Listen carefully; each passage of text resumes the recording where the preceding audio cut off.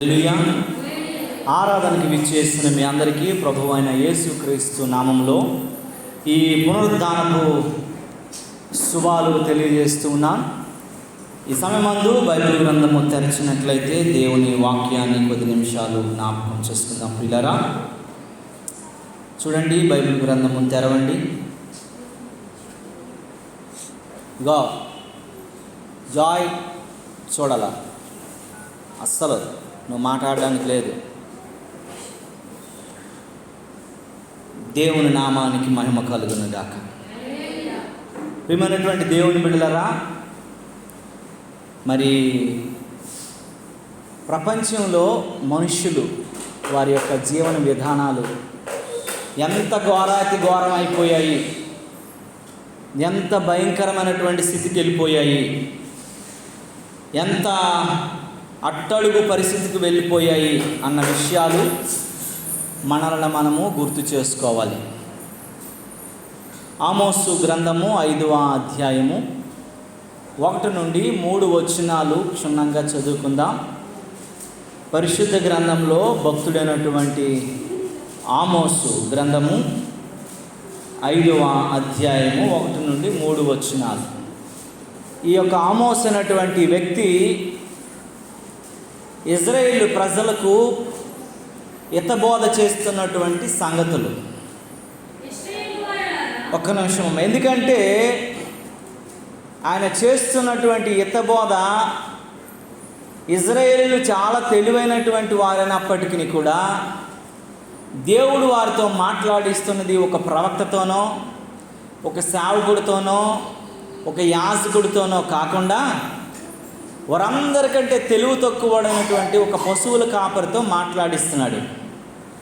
ఆ పశువుల కాపరితో మాట్లాడిస్తున్నటువంటి ఈ ఆలోచన పద్ధతిని మనం ఒకసారి ఆలోచించబద్దులమై ఉన్నామని దేవుని వాక్యం హెచ్చరిస్తుంది. ఆమోసు గ్రంథము 5వ అధ్యాయము 1 నుండి 3 వచనాలు. ఇశ్రాయేలులారా,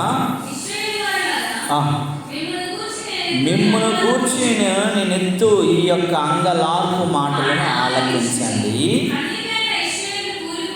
కన్యకైన ఇశ్రాయేలు కూలిపోయెను, ఆమె మరెన్నటికి లేవలేని పరిస్థితిలోకి వెళ్ళిపోయింది. లేవనెత్తువాడు ఒకడును లేడు, ఆమె భూమి మీద పడి వేయబడి ఉన్నది. ప్రభువైన యెహోవా సెలవిచ్చినది ఏమనగా, ఇశ్రాయేలు వారిలో 1000 మంది ఒక ఊరిలో నుండి బయలుదేరి మళ్ళీ ఆ శ్రమ కష్టము సాతాను ఉచ్చుల నుంచి వచ్చేవారు 100 మంది మాత్రమే. 100 మంది అయినటువంటి వారు బయలుదేరి పట్టణస్తుని వెళ్తే 10 మంది తప్పించుకొని వచ్చేటువంటి స్థితిలో మనం ఉన్నాము అని దేవుని వాక్యం తెలియజేస్తూ ఉంది. దేవునికి స్తోత్రము కలుగును గాక. ప్రియమైనటువంటి దేవుని బిడ్డలారా, ఈ యొక్క పశువుల కాపరి అయినటువంటి ఆమోసు సంఘమనబడినటువంటి మనతో ఈ ఉదయకాల సమయంలో మాట్లాడుతున్నటువంటి సంగతులను మనం గమనించాలా, గుర్తించాలా. ఇశ్రాయేలులారా, మిమ్మును గూర్చి నేను ఎత్తు ఈ అంగలార్పును. నా అంగలార్పు అంటే ఏంటండి? ఏడుపుని, నా మొర, నా యొక్క బాధ, నా యొక్క ఏడుపు, నా స్థితిని మీరు అర్థం చేసుకోండి. దేవుడు నాతో మాట్లాడి మీకు ప్రబోధించమని చెప్పిన సంగతులని ఆమోసు సంఘానికి తెలియజేస్తున్న మాటలు ఏంటంట? లోకమంతా అన్యులందరూ కూడాను చాలా చెడిపోయి ఉన్నారు, చాలా పాడైపోయి ఉన్నారు, అన్ని రకాలుగా కూడా భ్రష్టులుగా మారి ఉన్నారు. అయితే వారికంటే క్రైస్తవులు ఇంకా ఎక్కువగా చెడిపోయి ఉన్నారని చెప్తున్నాడు ఆయన. అన్యులలాగా మేము లేము అనుకోవడానికి లేదు, వారికంటే 10 చెడిపోయినటువంటి పరిస్థితిలోకి వెళ్ళిపోయారు అని మాట్లాడుతున్నారు. ప్రవర్తన, మాట, చూపు, భక్తిలో నాణ్యత అన్నీ తగ్గిపోయాయి. ఏదో నేమ్సేకి, పేరుకు మాత్రమే భక్తి, పైకి మాత్రమే భక్తి, ముసుగులో బ్రతికేస్తూ ఉన్నారు అని దేవుని వాక్యము ఆమోస్ ద్వారా మనకి వివరిస్తూ ఉంది. ఇక్కడ అంటున్నాడు, కన్యక అయిన ఇజ్రాయేలు ఏమైపోయిందటమ్మా? కూలిపోయెను. కన్యక దేనితో పోల్చబడింది? సంఘముతో పోల్చబడింది. కన్య అని ఎప్పుడు చెబుతారు? కన్యకని పెళ్ళి కాకముందు అనడానికి కంటే పరిశుద్ధతను కోల్పోకముందు శీలము కాపాడుకుంటూ జీవితాన్ని, భక్తిని ముందుకు పరవశములో బ్రతుకుచున్న వ్యక్తులను కన్యలు అని అంటారు. యెరూషలేము కన్యలు అని అంటే ఎవరు? పాపములో, అపరాధములో, వ్యభిచారంలో, దొంగతనంలో, పదాజ్ఞలను అతిక్రమించడంలో ఉన్న వాళ్ళు కన్యలు ఎవరు? కన్యత్వాన్ని కోల్పోకుండా, వారి కన్యత్వం అనబడినటువంటి పరిశుద్ధతను కోల్పోకుండా జీవించేవారు మాత్రమే. మొన్న మీకు చెప్పాను కదా, పరిశుద్ధత లేకుండా ప్రభువుని ఎవడు కూడా చూడలేడు. కనుక కన్యత్వం అంటే పరిశుద్ధతకు సాదృశ్యము. కన్య అని ఎందుకు చెప్పారంటే, సంఘమును ఎందుకు పోల్చారంటే, పరిశుద్ధుడు దేవుడు కనుక మీరును కూడా పరిశుద్ధులై ఉండాలి. పరిశుద్ధులు మాత్రమే ఎవరిని చూస్తారు? హృదయ శుద్ధి గల వారు ధన్యులు, వారు మాత్రమే దేవుణ్ణి చూస్తారు. కనుకను ఎవడబడితే వాడు చూసేయడానికి అధికారం లేదు. కనుక మన కన్యత్వము అనబడినటువంటి పరిశుద్ధతను కాపాడుకోవటంలో విఫలత అయిపోకూడదు. లోకం అయిపోయింది, చెడిపోయింది, పాడైపోయింది. లోకంతో నువ్వు కూడా ఇజ్జోడీతనంగా బ్రతకకూడదు. ఇంకొక మాటలోకి కొంచెం లోతుకెళ్ళి ఆలోచిస్తే, విశ్వాసికిని అవిశ్వాసికిని పొత్తు కుదరదు. వెలియాలికిని విశ్వాసినికి జోడెక్కడా అని చెబుతుంది. క్రైస్తవంలో ఉన్నటువంటి, క్రీస్తు రక్తంలో కడగబడుతున్నటువంటి, క్రీస్తు సాంగత్యంలో ఉన్నటువంటి, పరలోక వారసత్వాన్ని అనుభవిస్తున్నటువంటి, రక్షణ టిక్కెట్టు పొందుకున్నటువంటి మన జీవితంలో ఎలగబడితే అలాగ బ్రతకటానికి లేదో అని దేవుని వాక్యం హెచ్చరిస్తుంది. కన్యక కూలిపోయింది, పడిపోయింది, నాశనానికి దిగజారిపోయింది, కాలు జారు స్థలం దగ్గరికి వెళ్ళిపోయింది సంఘము అని దేవుని వాక్యం చెబుతూ ఉంది. సంఘంలో లోకము చొచ్చిపోయిందంట. లోకంలో సంఘము తిరిగాడగలిగిన రోజులు పోయాయని దేవుని వాక్యం చెప్తుంది. దేవుని నామమును మహిమ కలుగును గాక. ఎంతగా పడిపోయింది, ఎంతగా కూలిపోయిందమ్మా, కూర్చోవాలా, ఎంతగా ఇదైపోయిందనంటే లేవలేనంతగా కూలిపోయిందంట. అక్కడ అంటాం చూసారా, మరెన్నటికి లేవలేనంతగా కన్యక పడిపోయింది. సంఘము కూలిపోయింది, పతన స్థితికి వెళ్ళిపోయింది. లేపడానికి యేసయ్య ఒకసారి వచ్చాడు. నీ పాప, నీ శాప, నీ అపరాధముల కొరకు కలువరి సిలువలో మంచి యవన ప్రాయంలో తన రక్తాన్ని చిందించి నిన్ను పరిశుద్ధురాలుగా దేవుడు నిలవబడితే, పాపం అనబడినటువంటి యూబె నిన్ను లాగి పడద్రోసింది. అది ఎంతకంటే నువ్వు లేవలేనంతగా పడగొట్టేసింది. నువ్వు లేవలేనంతగా లాగేసింది. లోకం అంట మనుషులు ఏం చేస్తుందటండి? ఆకర్షిస్తుందంట. ఆకర్షణ ఏంటంటే ఎఫెక్షన్, అట్రాక్షన్, ఇంకా చెప్పండి, ఇంకా ఫ్యాషన్, ఇంకా అనేక రకాలైనటువంటి వాటితో లోకం మనుషులు ఏం చేస్తుంది? ఆకట్టుకుంటుంది. దేవుని వైపు మళ్ళకుండా లోకము వైపు లాగుతుందంట. దేవునికి స్తోత్రము కలుగును గాక. దేమా చెబుతాడు, ప్రేమకై లోకములో నేను తిరిగాను, పాపములో సుఖముందని నేను పొరలాను, ప్రేమకు ప్రతిరూపును అనుకున్నాను, నా తెలిసి నా జీవితాన్ని అంతటిని సర్వనాశనం చేసుకున్నాను అంటాడు దేమ. ఈరోజు చాలా జాగ్రత్తగా మనం గమనించాలి. సంఘం అనబడినటువంటి పరిశుద్ధతకు సాదృశ్యం అనబడినటువంటి కన్యక, ఓ సంఘమా, దేవుడు నీతో మాట్లాడుతున్న స్థితి ఏంటంటే, నువ్వు పూర్తిగా పడిపోయావంట, లేవలేనటువంటి స్థితికి దిగజారిపోయావంట, ఇంకా ఆ పాప ఊబిలో కూరుకుపోయినటువంటి పరిస్థితికి వెళ్ళిపోయాము అని దేవుని వాక్యం హెచ్చరిస్తుంది. లేపగలిగిన వాడు ఎవడు లేడు. లేపేసి నిన్ను నిలవబెట్టి నిన్ను ఒక మనిషిగా, ఒక మార్పు మనసు పొందిన వ్యక్తిగా దేవుడు చేస్తే మళ్ళీ కుక్క వాంతి కొరకు తిరిగినట్లుగా మనం ఏం చేస్తున్నాము? లోకం వైపే వెళ్తున్నాం. లోక మాలిన్యము నీకు అంటకూడదు అనుకుంటే మనం అంటించుకుంటూనే తిరుగుతున్నాం. లోకస్తులతో అంటే చూసారా, తామరాకు తెలుసా? అంతమంది తెలుసు తామరాకు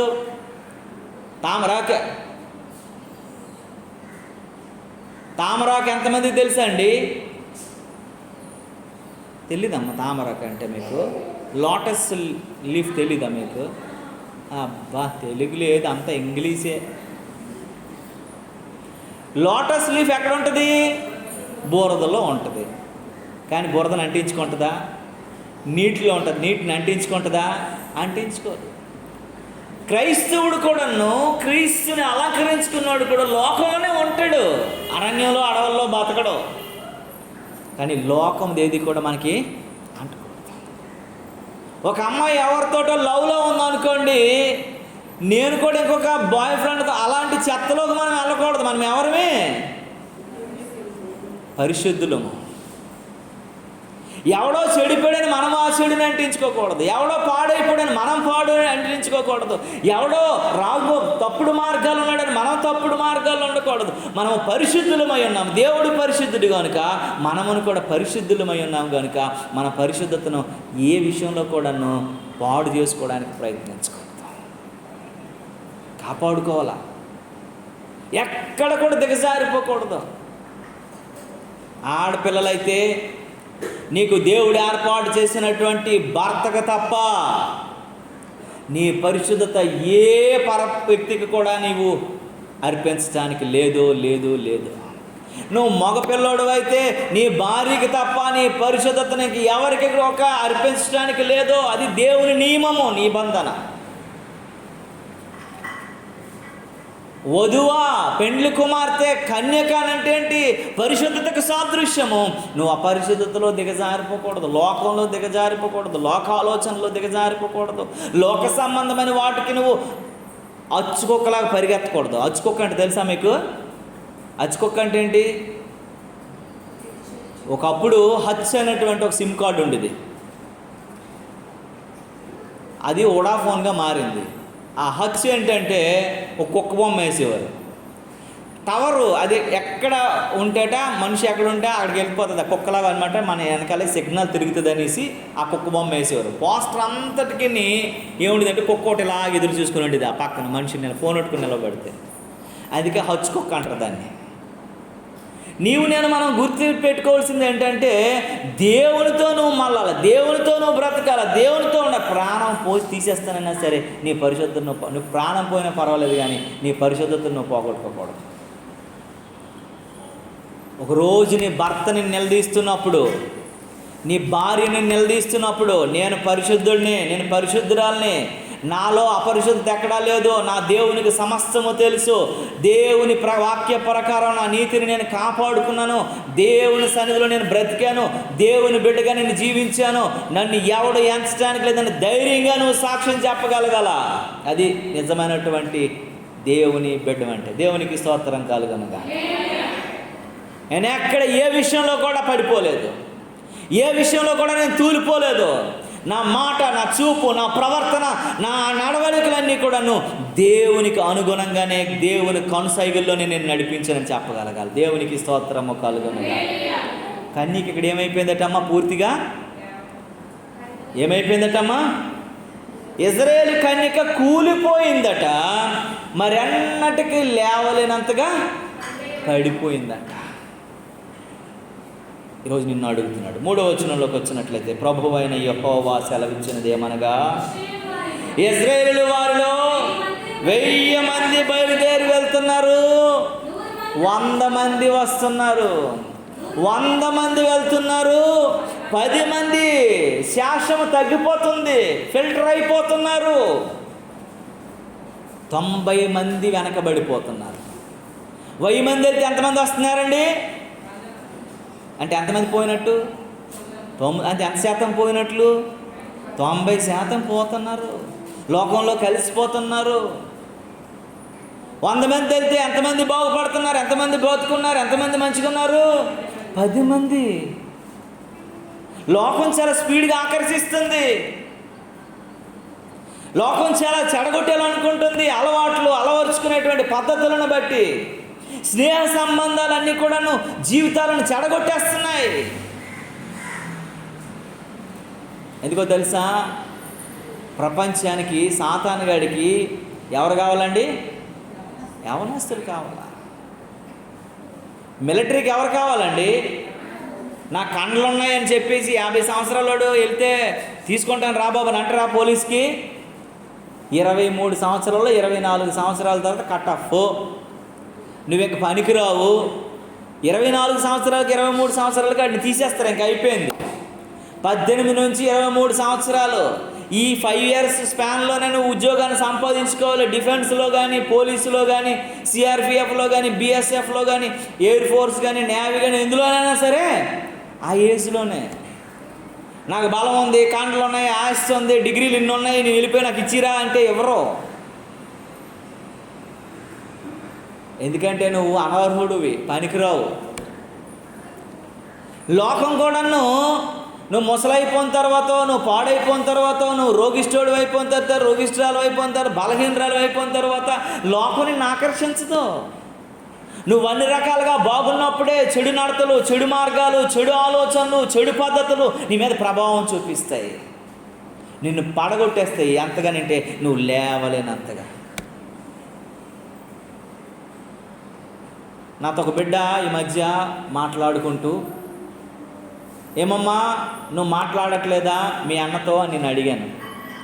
నేను మాట్లాడట్లేదండి.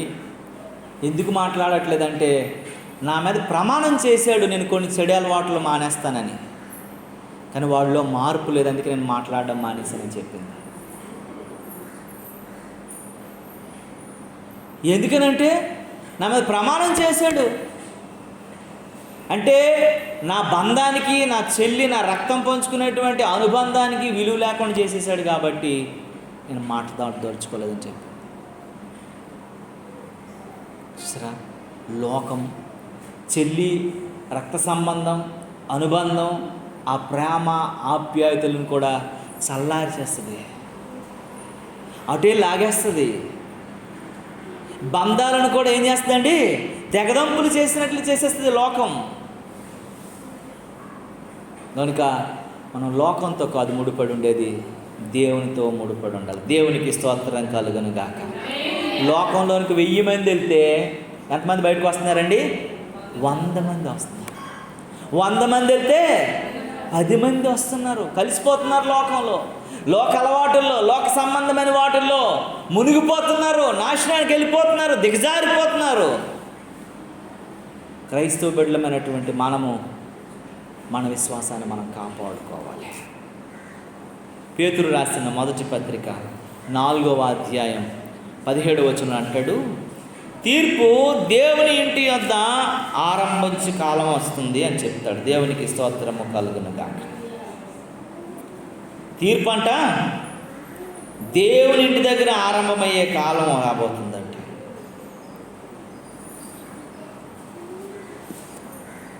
అడంటాడు, తీర్పు దేవుని ఇంటి యొద్ద ఆరంభమగు కాలము వచ్చి ఉన్నది, అది మన యొద్దనే ఆరంభమైతే దేవుని సువార్తకు అవిధేయులైనటువంటి వారి గతి ఏమవును అని అంటాడు.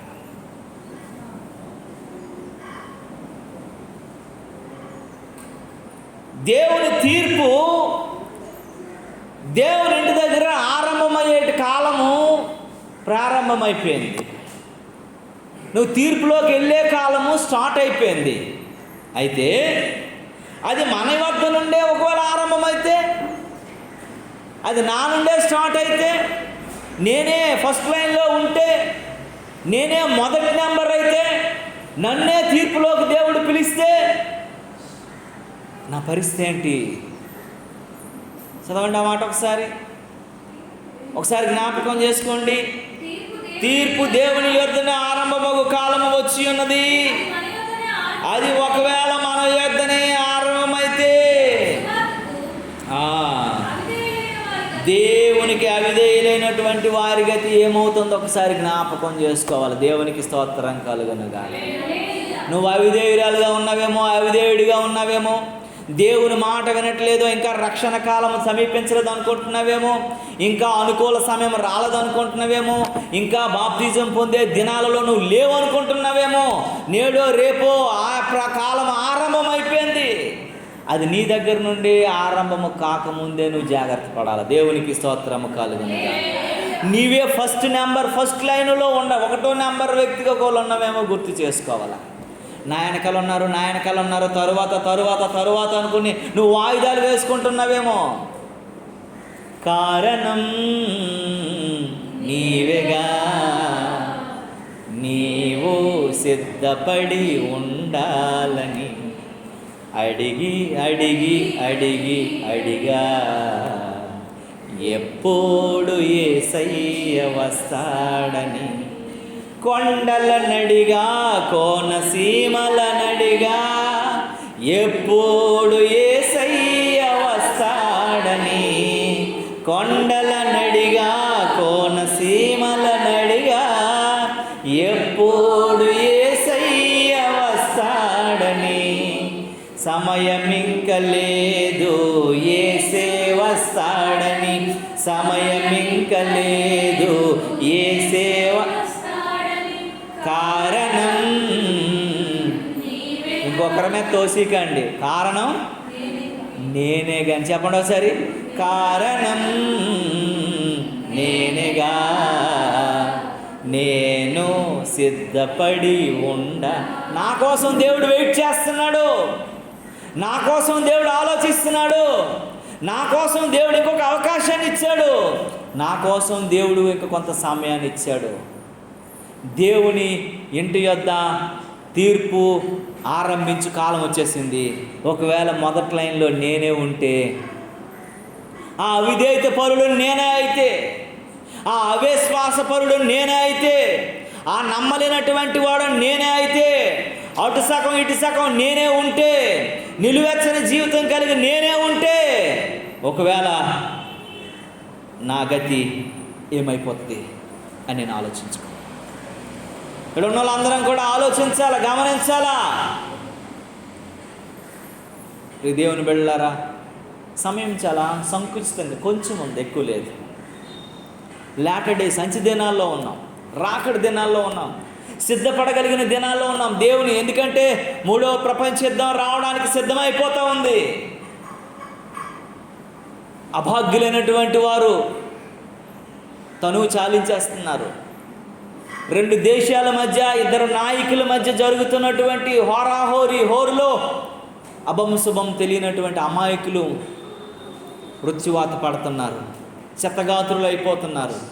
తల్లిదండ్రులను కోల్పోతున్న పిల్లలను కోల్పోతున్న తల్లిదండ్రులు, కుటుంబాలు, ఇల్లును కోల్పోతున్న జనాలు ఎంతోమంది రోడ్డును ఎక్కిపోతున్నారు. ఇంకా ఆరంభం అయిపోయింది దేవుని తీర్పు. పరిస్థితులు తారుమారైపోతున్నాయి. దేవుని కొరకు నిలవబడడానికి, దేవుని కొరకు జీవించడానికి, దేవుని కొరకు దేవుని రక్షణను అనుభవించడానికి, బ్రతికినను చనిపోయినను ప్రభువు వారమనేది ప్రభువు రాజ్యంలో ఉండటానికి సిద్ధమైనటువంటి వ్యక్తిగా నువ్వు ఉన్నావో లేవో ఈ తుది సమయంలో నిన్ను నువ్వు గూర్చి ఆలోచించగలిగే వ్యక్తిగా ఉండాలి. దేవుని నామమునకు మహిమ కలుగునుగాక. తీర్పు దేవుని ఇంటి ఆరంభమైనటువంటి కాలం వచ్చేసింది. అవిధేయులైనటువంటి వారికి ఏమవుతుందో, ఒకవేళ నీవు నేను అవిధేయత కలిగి ఉన్నామేమో, మనం ఏలుబడి చేస్తుందేమో, మన మాట వినని వారు ఉన్నామేమో, మాటకి చెవి యొగ్గలేనటువంటి వారు ఉన్నామేమో, మాటను పెడచెవును పెట్టేవారు ఉన్నామేమో.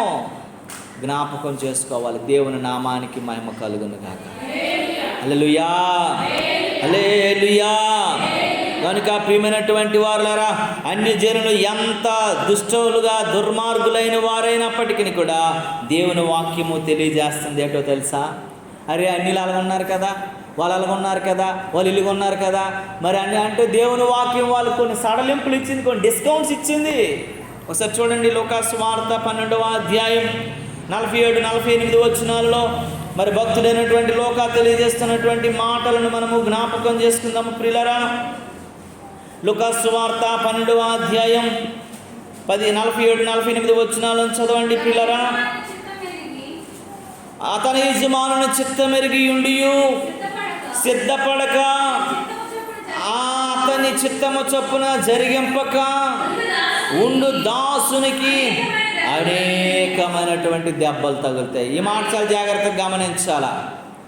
చూడండి, తన యజమాని చిత్తం ఎరిగి, దేవుని చిత్తం ఏంటో, వాక్యం ఏంటో, దేవుడు ఏమి మనకి సువార్త బోధించిందో, నువ్వు రక్షణను ఎలా కాపాడుకోవాలో, పరిశుద్ధత ఎలా కాపాడుకోవాలో, నీ రక్షణను ఎలాగ నువ్వు నిలవబెట్టుకోవాలో, భక్తిలో నువ్వు ఎలాగా భక్తి సాధనలో నువ్వు నిలదొక్కుని బ్రతకాలో, నువ్వు ఎరిగిన వ్యక్తివా, ఎరగని వ్యక్తివా?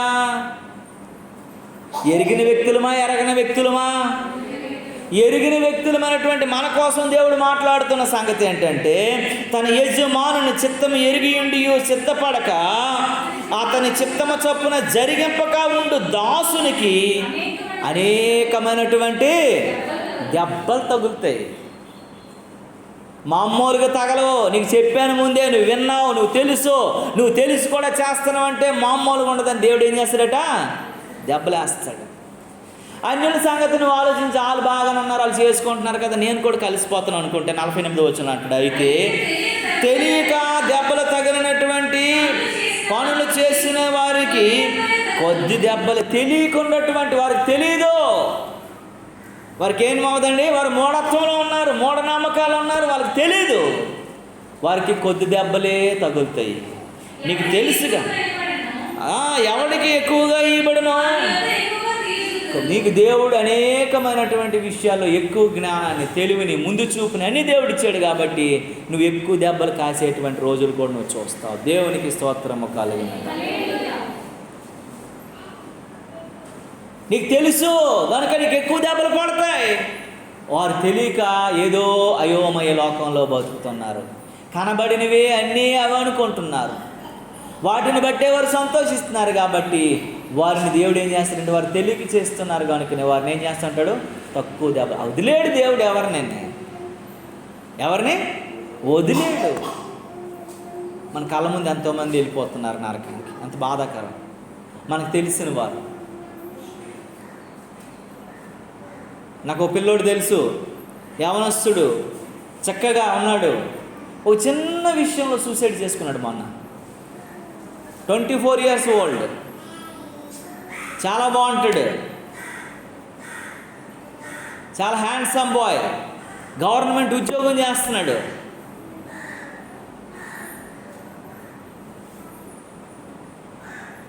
అన్ని రకాలుగా బాగుంది.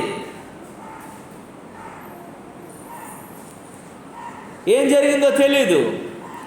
రాత్రి ఏంటి బాబు నీరసంగా ఉన్నావు, ఏంటైనా తినట్లేదనంటే కొంతసేపు ఏడ్చుకున్నాడంట, కూర్చున్నాడంట.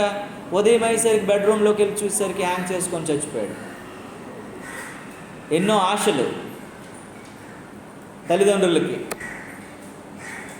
ఏంటో తెలియదు, ఏం జరిగిందో తెలియదు. అడగదామంటే వచ్చాడు, ఏమైంది ఆఫీసులో ఏం జరిగిందంటే ఏం లేదు. వాళ్ళ అమ్మ నాన్న ఆఫీసులో అందరికీ, వాళ్ళకి తెలిసిన వాళ్ళందరికీ ఏం జరిగింది, ఇక్కడేం జరగలేదమ్మా నాన్న. వాడు ఫోన్ ఓపెన్ చేసి చూస్తే, ఆ చాటింగ్ అంతా చూస్తే, ఇంకా వాడిని వేధించి తినేసినటువంటి ఒక అమ్మగారు ఆడికి తయారైంది. నువ్వు ఈరోజు కానీ నాకు కానీ అది చేయకపోతే, కొనకపోతే, ఇంక నువ్వు నా జీవితంలో నాతో మాట్లాడద్దు. 7 yearsగా అమ్మాయిని పెళ్లి చేసుకోవాలనుకొని ప్రేమించి ఇంజనీరింగ్లో ఎంతగానో ఆ పిల్లోడు ఇచ్చేసి గవర్నమెంట్ జాబ్ అమ్మాయి కోసం సంపాదించుకున్నాడంట. అమ్మాయి ఒక్క నిమిషంలో కొనేసి ఇవ్వలేదని చెప్పేసి, అమ్మాయి నీతో నాకు ఇంక ఏ రకమైనటువంటి రిలేషన్స్ లేదనగానే ఆడ ఆత్మహత్య చేసేసుకున్నాడు పిల్లలు. దుష్టుడు చూసారా ఎంత భయంకరంగా వేధిస్తాడో. లోకంలోనికి 100 మంది వెళ్తే, ఆ లోకంలో నుంచి, ఆ ప్రభావం నుంచి, ఆ చిక్కుల్లో నుంచి, ఆ సైతాన్ యొక్క ఆ యూబులో నుంచి తప్పించుకుని వచ్చేవారు ఎంతమంది అండి? 10 మంది. 100 మంది వెళ్తే, 1000 మంది వెళ్తే 100 మంది. దేవుడు నిన్ను ఆ 10 మందిలో, ఆ 100 మందిలో దేవుడు నిన్ను ఉంచాడు. ఇక మీదట మళ్ళీ అటు చూడడానికి ప్రయత్నించద్దు. దేవునికి స్తోత్రము కలుగును. నువ్వు తప్పించబడిన నువ్వు దేవుని చిత్తమేంటో, యజమానుని చిత్తమేంటో ఎరిగిన నీవు ఎక్కువ దెబ్బలు తగలక ముందే నువ్వు అడ్జస్ట్ అవ్వడానికి, దేవుని చిత్తాన్ని ఎరిగి నీ ఆధ్యాత్మిక స్థితిని నువ్వు కాపాడుకోవడానికి నువ్వు ప్రయత్నించాలని దేవుని వాక్యము తెలియజేస్తుంది. నువ్వు భయం లేకుండా బ్రతుకుతున్నవేమో, అనేకమైనటువంటి విషయాలలో నువ్వు వెర్రవీగుతూ బ్రతుకుతున్నవేమో, గౌరవం మర్యాద లేకుండా జీవన విధానం కొనసాగుతున్నవేమో, నువ్వు పరిశుద్ధ దేవుని యొక్క కుమార్తె కుమారుడు అని మరిచిపోయావేమో, నువ్వు ఎన్నుకోబడినటువంటి శాసములో 100 మందిలో నువ్వు 10 మంది అయితే ఆ 10 మందిలో నువ్వొక్క వ్యక్తివని మరిచిపోయావేమో. దేవుడినితో మాట్లాడుతున్నాడు ఈ ఉదయకాల సమయంలో. గుర్తుపెట్టుకో, ఎక్కువ దెబ్బలు తగలక ముందే నువ్వు దేవుని స్మరణకు తెచ్చుకో. దేవుని నామానికి మహిమ కలుగును. అందుకే లూకాసు వార్త 18వ అధ్యాయంలో ఒక మాట అంటాడు కదా. 18వ అధ్యాయం చూడండి, 8వ వచనంలో ఒక మాట ఉంటుంది. ఏమని ఉంటుందనంటే, ఆయన వారికి త్వరగా న్యాయము తీర్చును, వారి విషయమే కదా ఆయన దీర్ఘశాంతము చూపించుచున్నాడని మీతో చెప్పుచున్నాను. చాలండి ప్రియులారా, ఆయన అంటే వారికి న్యాయము తీర్చును, మన విషయమే ఆయన ఏం చేస్తున్నాడటండి, దీర్ఘశాంతం. నీ కొరకు ఆయన ఆలోచిస్తున్నాడు. ఎంత క్షమిస్తాడండి దీర్ఘశాంతంగా.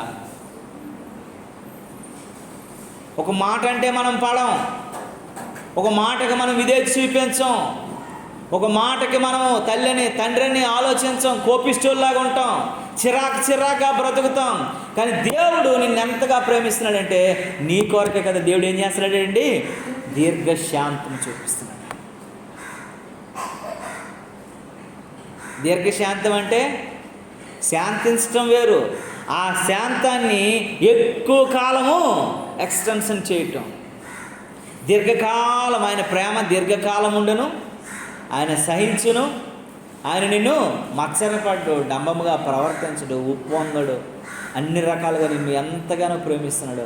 అంత మంచి దేవుణ్ణి నువ్వేం చేస్తున్నావు, పక్కకు నెట్టేసి లోకంలో ఉన్న సంతోషాల కొరకు పరుగులు తీస్తున్నావు. ఈ దేవుని బిడ్డ ఉదయకాల సమయంలో మనందరికీ ఒక హెచ్చరిక ఏంటంటే, దేవుడు దీర్ఘశాంతంని మన ఎడల దేవుడు చూపిస్తున్నాడు. దాన్ని మనం దుర్వినియోగం చేసుకోకూడదు. నువ్వు దుర్వినియోగం చేసుకున్నావా చాలా కష్టకాలంలోకి వెళ్ళిపోతావని దేవుని వాక్యం హెచ్చరిస్తుంది. అందుకే ఆమోస్ గ్రంథం మనం చదివాం కదా, 5వ అధ్యాయం 2వ వచనంలో ఏమంటుందండి, కన్యకైన ఇశ్రాయేలు కూలిపోయింది. క్రైస్తవులందరూ కూడా పడిపోయే పరిస్థితికి వచ్చేసారు. ఎంతగా కూలిపోయారంటే లేవలేనంతగా కూలిపోయారు. మరెన్నడూ లేవలేనంతగా కూలిపోయారట. మరి మనం ఒకవేళ ఆ స్థితిలో దిగజారిపోతే మనల్ని మనము సరి చేసుకోవడానికి ప్రయత్నించవలసిన వారమై ఉండాలి. దేవునికి స్తోత్రము కలుగునుగా. ఆత్మీయంగా భక్తిగా ఉన్న స్త్రీ ఉంది. ఈ కూలిపోయే స్త్రీ కాకుండా ఆత్మీయంగా భక్తిగా ఉన్నటువంటి స్త్రీలు కూడా ఉన్నారు. అంటాడు కదా, ఏమని చెప్తాడు తెలుసా, ఆత్మీయంగా భక్తిగా ఉన్నటువంటి వ్యక్తులు కూడా ఉన్నారు, లేరని కాదు. మరి మనము అలా ఉన్నామా లేదన్న విషయాలను మనము గుర్తు చేసుకునే వ్యక్తులుగా మనం ఉండాలి. దేవుని నామానికి మహిమ కలుగునుగా. హల్లెలూయా, హల్లెలూయా. అందుకే ప్రకటన గ్రంథంలో ఒక మాట ఉంటుంది, తెరవనవసరం లేదండి. ఏంటంటే, సూర్యుని ధరించి చంద్రుని మీద నిలిచి 12 నక్షత్రములు కలిగినట్టు కిరీటం పెట్టుకున్న ఒక స్త్రీ. ఎవరిని నీతి సూర్యుడైన దేవుని ధరించుకోయిందంట. చంద్రుడి మీద అంటే చీకటి, పాపము, అపరాధం ఆమెను తగలకుండా చంద్రుడి మీద నిలవబడిందంట. 12 నక్షత్రాలు, 12 గుమ్మాలకు సాదృశ్యమైనటువంటి, అంత నడవగలిగి, అంత తిరగగలిగి, అంత ప్రవర్తించగలిగినటువంటి వ్యక్తిగా ఆమె ఉందంట. దేవునికి స్తోత్రము కలుగునుగా. ఇక్కడ కూలిపోతే అక్కడ ధరించగలిగినటువంటి స్త్రీ ఉంది. నువ్వు ఆ సారూప్యంలోనికి రాలేని వ్యక్తిగా ఉన్నావని నువ్వు ఆలోచించాలి. దేవునికి స్తోత్రం కలుగునుగా. ఎంతగానంటే నేను ఎంతగా కూలిపోయారు, ఎంతగా వెనక్కి వెళ్ళిపోయానంటే, ఏలి ఎంత మంచి ప్రవక్త అండి. ఏలి ఎంత మంచి ప్రవక్త అండి. ఏలికి 2 కొడుకులు పుట్టారు. ఎవరు కొడుకుల పేరు? ఏం పేరు? ఓప్ని, ఫినెహాస్. ఇద్దరు కూడాను ఎంత భ్రష్టులనంటే, ఎంత దుర్మార్గులంటే, ఎంత నీచులంటే, ఎంత చెడిపోయిన వాళ్ళనంటే చూడండి. సమూయేలు మొదటి గ్రంథం 1:3 వారట యాజకులంట. 2:12 చూసినట్లయితే వారు దుర్మార్గులని రాసింది. వాళ్ళ చెడు వాళ్ళ యాజకులు వారు చివరికి దుర్మార్గులై ఉన్నారని రాసింది. ఆ ఓప్ని ఆ యొక్క ఫినహాసు ఎలాగా సమూయేలు చేయవలసిన పనులన్నీ చేయవలసిన వాళ్ళు.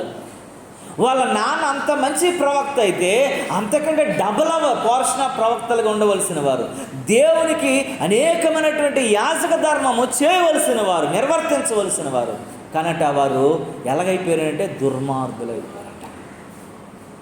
మందిరంలోనే ఉన్నారు, ప్రవక్తకు పుట్టినటువంటి వాళ్ళు, వాక్యంలోనూ భక్తిలోనూ ప్రార్థనలోనూ అనునిత్యం ఉన్నోళ్ళే, కానీ వారి జీవితాలు చూస్తే దుర్మార్గపు జీవితం. చదవండి వారు, చూడండి. సమూయేలు మొదటి గ్రంథం 1:3 ఒకరు చదవండి. సమూయేలు మొదటి గ్రంథం 2:12 ఒకరు చదవండి.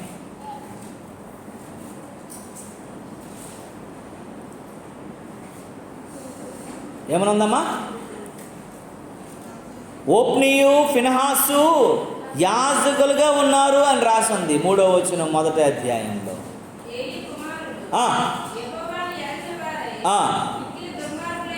చూడండి 2:12 చూసినట్లయితే వీళ్ళు యాజకులై ఉన్నారట.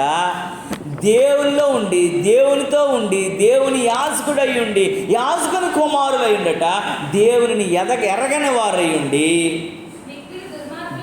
దుర్మార్గులు, దేవుని ఎరగని వాళ్ళు. చూసారా ఎంత భయంకర మనస్థితి. వాళ్ళు దూరంగా లేరండి, లోకంలో లేరండి. సంఘంలో లోకం సొచ్చియున్నదా, లోకంలో సంఘం తిరుగాడుచున్నదా, నీ బ్రతుకును నీ బోధను యేసయ్య తూచును, నువ్వు తేలిపోదువేమో తరచి తరచి చూచుకో, గతకాలమందు యేసు రాక జరిగి ఉంటే నీ స్థితి ఏమౌను, ఆస్తే మౌను, సంగమే మౌను, సమస్తే మౌను, గమనించినావా ఎప్పుడైనా చులకనాయనా యేసయ్య ప్రేమ, నీకు లోకువాయనా యేసయ్య దీర్ఘశాంతము. నీకు సులకనైపోయిందేమో, నీకు లోకమైపోయిందేమో, ఆయన ఇంకా దీర్ఘశాంతం చూపిస్తున్నాడు అని అంటే దేవుని వాక్యం చెప్తుంది. ఒకవేళ గతకాలమే నిన్నో ఎప్పుడో దేవుని రాకడ జరిగి ఉంటే నువ్వేమైపోయి ఉండేదానివో, ఏమైపోయి ఉండేవాడివో ఆలోచించుకోవాలి. సమయాన్ని వృధాపరచుకోకూడదని దేవుని వాక్యం హెచ్చరిస్తుంది. దేవుని నామానికి మహిమ కలుగును గాక. దేవునితో ఉండి, దేవుని సేవకుడై ఉండి, దేవుని సేవకుని కుమారులై ఉండట వారు దుర్మార్గులను, దేవుని ఎరుగును వారై ఉన్నారట. నువ్వెలాగున్నావు యాన్సలీ? నువ్వు ఒకవేళ దుర్మార్గురాలు ఉన్నావేమో, నువ్వు ఒకవేళ దేవుని ఎరగనటువంటి పరిస్థితులు ఉన్నావేమో, భక్తిలో కాకుండా ఆడుకుంటున్నావేమో చూసుకో. దేవుడు 2 తీర్పులు నీ ఇంటి నుంచే, నీ ముందు నుంచోకోవాలని మొదటి నెంబర్ అయితే దేవుడు నిన్ను ఒకవేళ నిలబెడుతున్నప్పుడు న్యాయ తీర్పులో ఏమవుతావు ఒకసారి జ్ఞాపకం చేసుకో. సేవకుడు నేను పాస్టర్ మా నాన్నని చెప్పుకుంటే సరిపోదు. ఏలియా కూడా పాస్టరే, కానీ ఏలియా పిల్లలంట దుర్మార్గులు, దేవుని ఎరిగినటువంటి. నీకోసం అలా ఇంకొకరు సాక్ష్యం చెప్పకూడదు. ఆ రోజు రాకూడదు. ఆ రోజు రాకుండా మన విశ్వాసాన్ని మనం కాపాడుకునే వ్యక్తులుగా మనం ఉంటాం. దేవుని నామానికి మహిమ కలుగునుగా. హల్లెలూయా. ఎంత బాధాకరం అండి. సేవకుడు పిల్లలై ఉండి దేవుణ్ణి ఎరగలేదంటే ఎంత బాధాకరం. సేవకుడు పిల్లలై ఉండి దేవుని తెలుసుకోలేదంటే ఎంత బాధాకరం. తన ఇంటికి వచ్చి ఒక ఎవరో బిడ్డ అక్కడ వచ్చి యాజక ధర్మం చేస్తున్నాడు చిన్నప్పటి నుండి. సనుపాలు విడిచినప్పటి నుంచి కూడా అన్నట సమూయేలు యాజక ధర్మం అంటే 2 సంవత్సరాల నుంచి పిల్లడు ఏం చేస్తున్నాడండి? బలులు అర్పిస్తున్నాడు, ప్రార్థనలు చేస్తున్నాడు, యాచనలు చేస్తున్నాడు, స్తుతి బలి అర్పిస్తున్నాడు, స్తోత్రార్పణలు చెల్లిస్తున్నాడు. అలాగ జీవిస్తున్నటువంటి ఆ వ్యక్తులను బట్టి నువ్వు జ్ఞాపకం చేసుకోవాలా. కానీ ఏలీ పిల్లలకు అదృష్టం లేదు, దురదృష్టవంతులు కానీ, దేవుని ఎరగని వారు కానీ. ఒకవేళ అలాగ ఉన్నామేమో మనం జ్ఞాపకం చేసుకోవాలి. దేవుని నామానికి మహిమ కలుగును గాక. హల్లెలూయా, హల్లెలూయా. అందరితో కలిసిపోయి వారు దేవునితో బిడ్డలు అనిపించుకొని ఎన్నటికి కూడా వారు భయం లేకుండా, మోకాల అనుభవం లేకుండా వారట చాలా భయంకరమైన స్థితిలో ఉన్నారని దేవుని వాక్యం చెప్తుంది. రోమీలకు రాసిన పత్రికలో ఒక మాట ఉంటుంది. అపోస్తులైన పౌలు రోమా సంఘానికి తెలియజేస్తాడు. 11వ అధ్యాయం 4వ వచనాన్ని చూడండి ఒకసారి. 4వ వచనాన్ని చూడండి. రోమీలకు రాసిన పత్రిక, ఒక నిమిషం, 4వ చూడండి. 11వ అధ్యాయం 4వ వచనాన్ని చూడండి. అయితే దేవుని మాట అతనితో ఏమి చెప్పుచున్నది?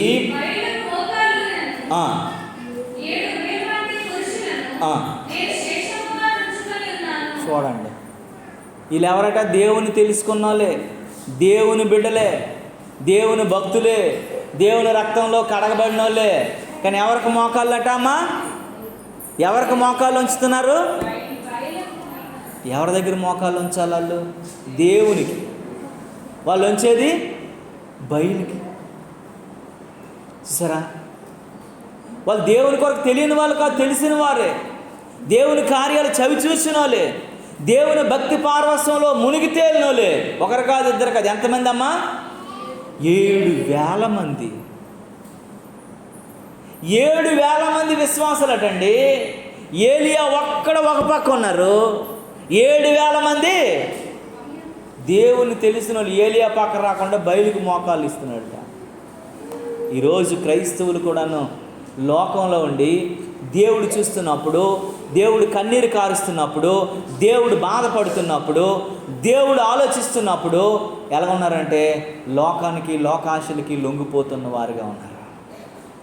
ఎంత బాధాకరం, ఎంత దుఃఖం, ఎంత అమానుష్యమైనటువంటి పరిస్థితుల్లో ఉన్నారో చూడండి.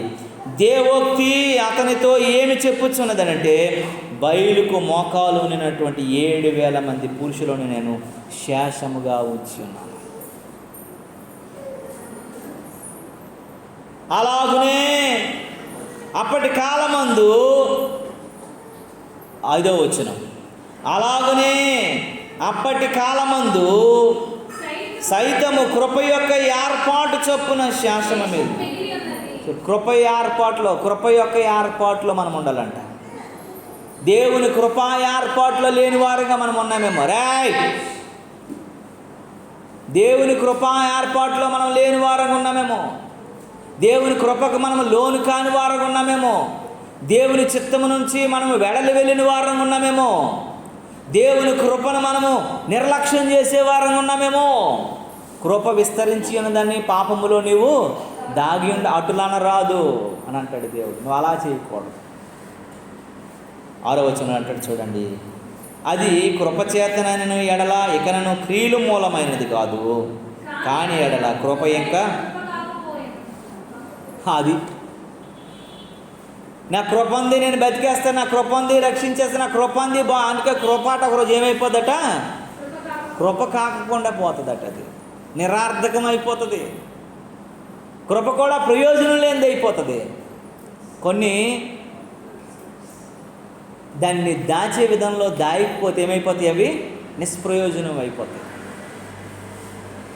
ఆవకాయని సరిగా మంచిగా చేసావు, బాగా ఆరబెట్టావు, మంచి నూనె వేసావు, చాలా నువ్వుల నూనె వేసావు, మంచి కారం వేసావు, అన్ని రకాలుగా మంచిగా తయారు చేసి మంచి పచ్చడి జాడీలో పెట్టావు.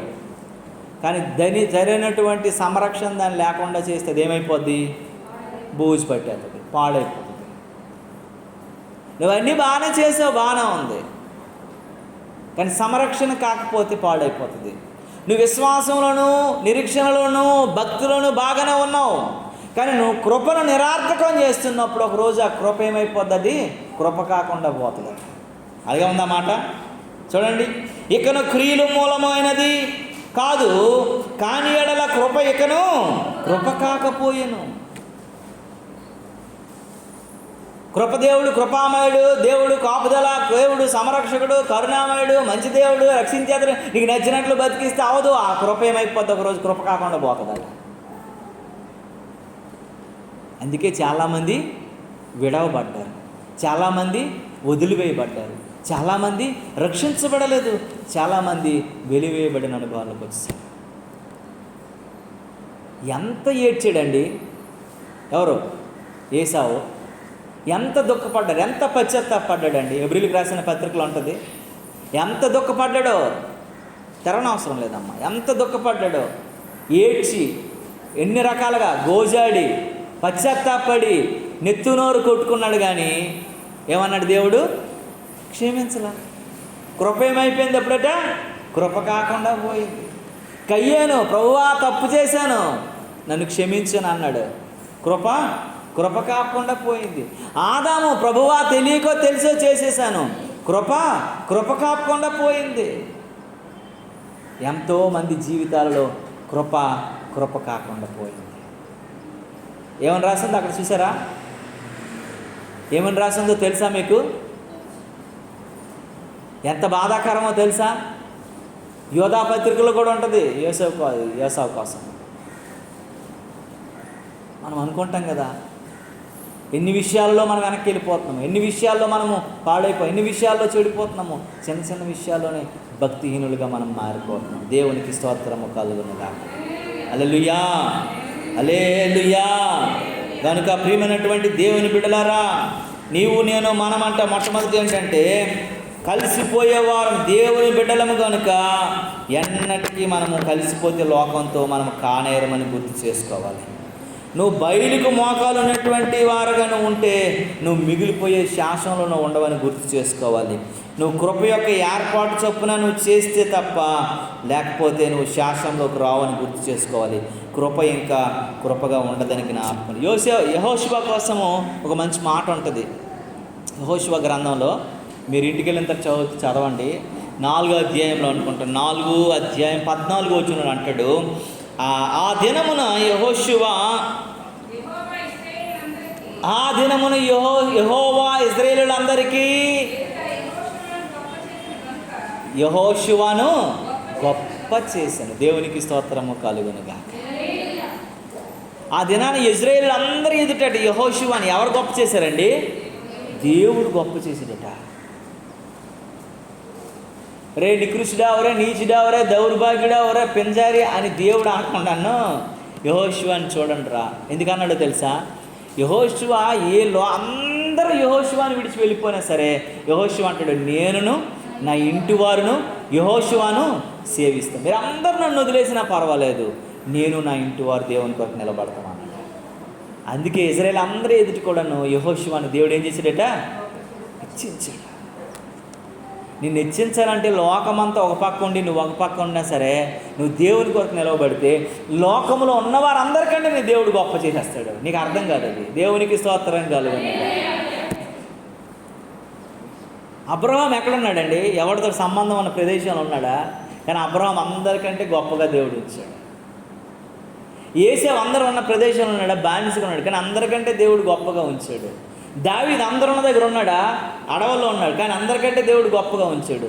డానియేలు అందరూ ఉన్న దగ్గర ఉన్నాడా? ఎక్కడున్నాడు? బానిసగా ఉన్నాడు, కానీ అందరికంటే దేవుడు గొప్ప చేశాడు. మరి అందరిని చేసిన దేవుడు నిన్ను చేయకుండా ఉంటాడా? నిన్ను చేయకుండా మాన్తాడా? ఇప్పుడు మనం పాట పాడాం కదా, అగ్ని ఏడెంతలై మండుచుండెనను,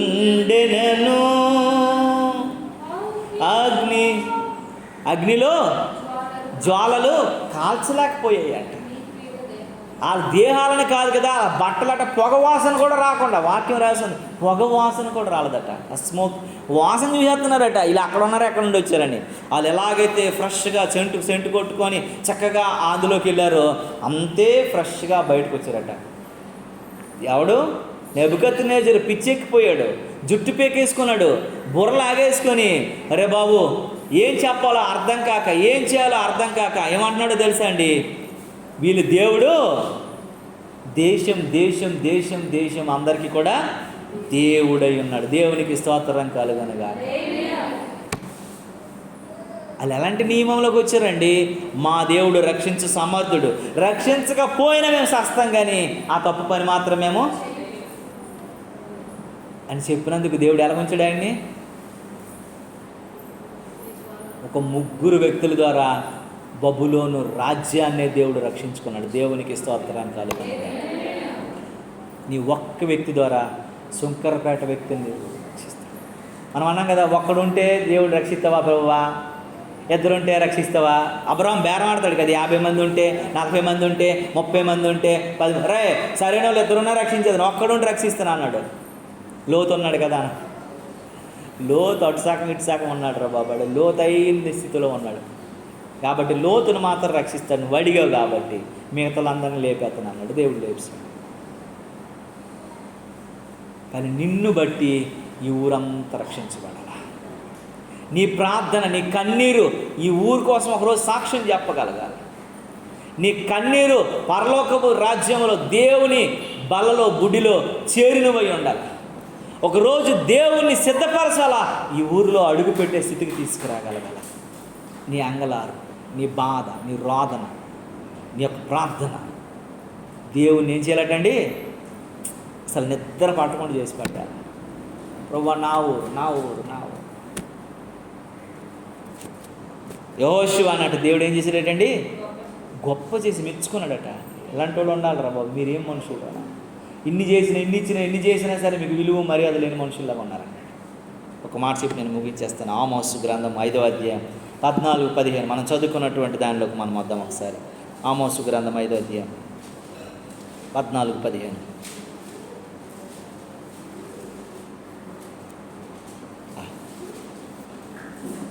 మీరు బ్రతుకున్నట్లు కీడు విడిచి మేలు వెదకండి, అలాగు చేసిన ఎడల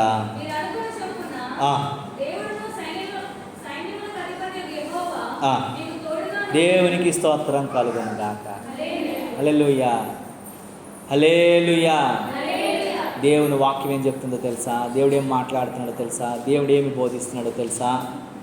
మీరు బ్రతుకున్నట్లు కీడును విడిచి మేలును వెతికే వారం ఉండాలి.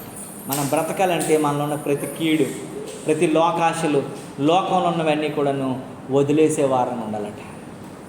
వాటిని తప్పించుకునే వారం ఉండాలంట. మనము నీకు తోడుగా దేవుడు ఉండాలనుకుంటే నువ్వు కీడు విడిచే వ్యక్తిగా ఉండాలి, మేలుని ఆశ్రయించగలిగే వ్యక్తిగా ఉండగలగాలి, సంతోషాన్ని ఆనందించాలని అవలంబించగలిగే వ్యక్తిగా ఉండాలని దేవుని వాక్యం హెచ్చరిస్తుంది. దేవుని నామానికి మహిమ కలుగును. 15వ వచనం అంటాడు, కీడుని ద్వేషించి మేలుని ప్రేమించే వ్యక్తి. నువ్వు కీడుని విడిచి ఉండబట్టాల. నువ్వు కీడుని విడిచాట కీడుని ద్వేషించే వ్యక్తిగా ఉండాలంట, మేలుని ప్రేమించే వ్యక్తిగా ఉండాలంట. అందుకే యోసేపు సంతతిలో, యెహోవా యోసేపు సంతతిలో శేషించిన వాని అందు కానీ మిగిలిన వారు ఉన్నారు కదా. ఎవరా మిగిలిన వాళ్ళు? 1000 మంది వెళ్తే 100 మంది, 100 మంది వెళ్తే వారితో దేవుడు వారిని కనికరించి వారిని ఆదరిస్తాడు. ఆ 100 మంది, ఆ 10 మంది నీవు నేనని గుర్తుపెట్టుకొని మనం ఆ భక్తిలో, ఆ పరవశంలో, ఆ యొక్క ఆధ్యాత్మికతలో మనం ముందుకు కొనసాగే వారం ఉండడానికి ప్రయత్నిద్దాం. ప్రార్థన చేసుకుందాం కళ్ళు మూసుకున్నట్లయితే. యేసయ్యా, నీవు మాతో ఉన్న దేవుడు అని. లోకం నాయనా, ఇజ్రాయేలు కుమార్తె ఏమైపోయింది? కూలిపోయింది. ఎంతగా కూలిపోయిందంటే లేవలేనంతగా కూలిపోయింది. ఒకవేళ తీర్పు దినం ఆరంభమైతే, అది దేవుని ఇంటి నుండి అయితే, అది నీ దగ్గరే, నువ్వే మొదటి వ్యక్తివైతే నువ్వేమై ఉన్నావు అనేది, నువ్వు రెడీగా ఉన్నావా, సిద్ధపడి ఉన్నావా? నువ్వు ఒకవేళ లేకపోతే నీ జీవితము, నీ స్థితి, నీ పరిస్థితిని నువ్వు గుర్తు చేసుకోవాలని ప్రార్థన చేద్దాం. మన మధ్యలో చెల్లి పార్వతి ప్రార్థన చేస్తుండగా మనందరం ఏకీభవిద్దాం ప్రార్థనలో.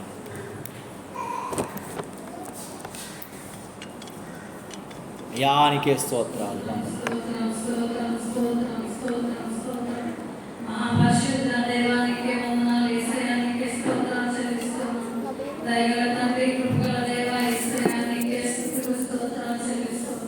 తండ్రి పునరుద్ధాన దినమున